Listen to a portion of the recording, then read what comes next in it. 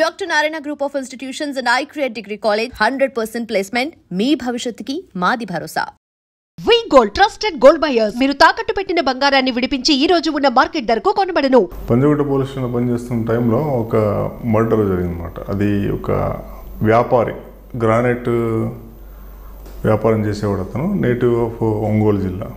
అతను తన భార్య పిల్లలతో కలిసి ఇక్కడ అమీర్పేటలో చర్మాస్ బ్యాక్ సైడ్ ఒక కాలనీలో ఉండేవాడు. అతనికి గ్రానైట్ క్వారీస్ అవి నాగార్జున నగర్లో క్వారీస్ ఉండే. అతనికి మొదటి భార్య నుంచి విడాకులు తీసుకుని విడిపోయినాడు. మొదటి భార్య కూడా పిల్లలు ఉన్నారు, ఒక అబ్బాయి ఉన్నారు. మళ్ళీ రెండో వివాహం చేసుకున్నాడు. రెండో వివాహం చేసుకున్న తర్వాత అతనికి ఒక అమ్మాయి పుట్టింది. ఆ భార్య పిల్ల అక్కడ ఉండేవాళ్ళు. ఇతను తన గ్రానైట్ వ్యాపారంలో బయట ఎక్కువ తిరుగుతుండేవాడు. వీళ్ళ ఇంటికి పక్కన నైబర్ ఒక పోర్షన్లో ఒక ఆదిలాబాద్ అబ్బాయి అతను కిరాయికి ఉన్నాడు. తను వాళ్ళ సిస్టర్ ఇంట్లో ఉండేవాడు. అంటే లైవ్లీహుడ్ కోసం వచ్చాడు జాబ్ చేయడానికి. వస్తే ఆ పక్క పోర్షన్లో ఉన్న అమ్మాయి ఈమెను అడిగింది అనమాట, అక్క మీ ఇంట్లో మీకు సంబంధించిన దాంట్లో ఉంటే జాబ్ పెట్టండి అని. వీళ్ళ గ్రానైట్ సంస్థలో అతనికి ఉద్యోగం ఇప్పించారనమాట. అతను వాళ్ళ హస్బెండ్కి సాయం చేస్తూ ఉండేవాడు. అయితే ఈమెకి, ఆ వ్యాపారి భార్యకి ఇతనికి ఈ మధ్యలో అక్రమ సంబంధం ఏర్పడింది. ఆమె ఇతని పేరు మీద ఉన్న చాలా ఆస్తులు, గ్రానైట్ క్వారీస్ అవన్నీ కూడా మొదటి భార్య కొడుకు ఎక్కడ ఇస్తాడో భయం ఉంది.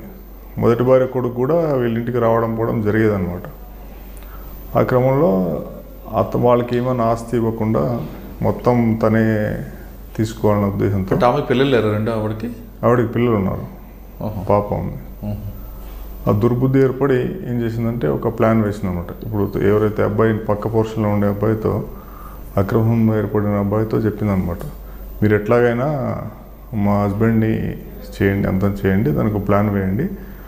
అతను కనుక చంపేస్తే ఆస్తి మొత్తం నాదవుతుంది, ఇప్పుడు మనిద్దరం పెళ్లి చేసుకోవచ్చు అని చెప్పి అతనికి ఆశ కల్పించింది అన్నమాట. అట్లాగే వాళ్ళు ఏం చేసినారంటే ఈ మొదటి భార్య కొడుకు అనుకోకుండా హైదరాబాద్కి వచ్చాడు, వీళ్ళింటికి వచ్చాడు. వీళ్ళు ప్లాన్ చేసుకున్న రోజు అతని ఇంట్లోనే ఉన్నాడు. ఇతన్ని హత్య చేయడానికి ఒక ప్లాన్ వేశాను అనమాట. వాళ్ళు తినేటప్పుడు వాళ్ళు తినే పదార్థాల్లో ఒక మత్తు మందు కలిపారు. వాళ్ళు తిన్న తర్వాత ఇతను గాఢంగా నిద్రపోయాడు ఆ మత్తు పదార్థం వల్ల. ఎవరు? హస్బెండ్, ఆ బాబు కూడా. వాళ్ళిద్దరికి కూడా వాళ్ళు తినే దాంట్లో పెరుగన్నంలో మత్తు కలిపిందనమాట. వాళ్ళు తిని బాగా గాఢంగా నిద్రపోయారు. పడుకున్న తర్వాత బ్యాక్ డోర్ తీస్తే బ్యాక్ డోర్ నుంచి ఎవరైతే తన భార్య అక్రమ సంబంధం పెట్టుకుందో ఆ అబ్బాయి, అతని ఫ్రెండ్ ఇద్దరు బ్యాక్ డోర్ నుంచి వచ్చారు. ఇంట్లోకి వచ్చి ఈ పడుకున్న అతన్ని విచ్చలవిడిగా కత్తిపోట్లతో పొడి చేసి చంపేశారు. ఇది ఒక డెకాయిటీ చేశారు, ఆస్తి కోసం చంపారన్న ఇది సీన్ క్రియేట్ చేయడానికి ఏం చేస్తారు, ఇంట్లో తన నగల్నే అతనికి ఇచ్చేసింది అనమాట. కొన్ని నగల్ని ఇచ్చేసి నువ్వు తీసుకొని వెళ్ళిపో అని చెప్పి పంపించేసింది. వాళ్ళిద్దరూ అక్కడి నుంచి వాళ్ళ నేటివ్ ప్లేస్ హైదరాబాద్కి వెళ్ళిపోయారు.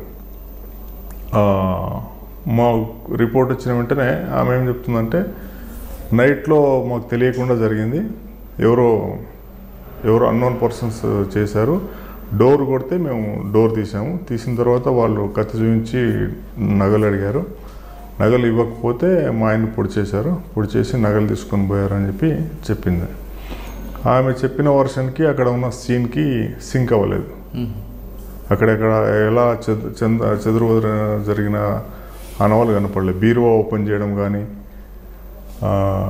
డోర్ పగలగొట్టడం అట్లాంటిది ఏం జరగలేదన్నమాట. అయితే ఆ పక్క రూమ్లోనే అబ్బాయి మొదటి భార్య కొడుకు నిద్రపోతున్నాడు. అతను నీకేమైనా అరుపుల శబ్దం వినిపించిందా అంటే, నాకు ఎలాంటి శబ్దం వినిపించలేదు, నేను నిద్రపోయినా అని చెప్పి.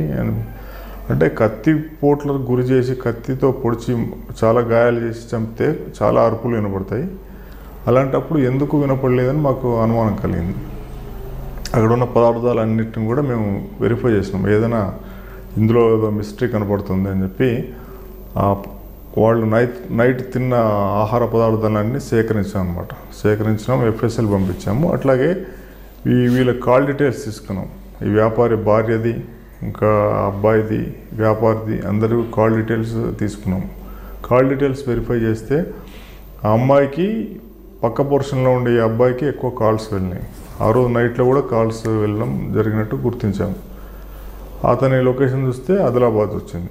సో వీళ్ళు పక్క పోర్షన్లో ఉండే అబ్బాయి నేటివ్ ప్లేస్ ఆదిలాబాద్. అతని టవర్ లొకేషన్ ఆధారంగా వాళ్ళని పట్టుకుంటే ఏంటంటే అతను కన్ఫ్యూజ్ చేశాడు. ఇట్లా ఈమెనే తన భార్యనే ప్లాన్ ఇచ్చింది భర్తను చంపేయమని. చంపేస్తే ఆస్తి దక్కుతుంది, తర్వాత మనతో పెళ్లి చేసుకుందామని చెప్పి ప్లాన్ వేసింది అని చెప్పి అతను చెప్పినాడు. ఇది అప్పట్లో అంటే 2003 ఆ టైంలోనే ఈ కాల్ డీటెయిల్స్ను తర్వాత ఇది సీన్ ఆఫ్ అఫెన్స్ యొక్క దాంట్లో క్లూస్ ద్వారా మేము పట్టుకోగలిగాం అతను. అంటే ఆమె శనికావసన చేసిందా లేదంటే భర్త బాగానే చూసుకుంటున్నాడు? భర్తకి భార్యకి ఏజ్ గ్యాప్ ఎక్కువ ఉంది. ఇంకోటి ఏంటంటే మొదటి భార్య యొక్క కుమారుడు మళ్ళీ వీళ్ళింటికి రావడం జరుగుతుంది. ఇతను భర్త ఆయనకి ఆర్థికంగా సాయం చేయడము, చదువుకి కానీ అట్లా బాగా చూసుకోవడం జరుగుతుంది. అది ఈమెకి ఇష్టం లేదండి.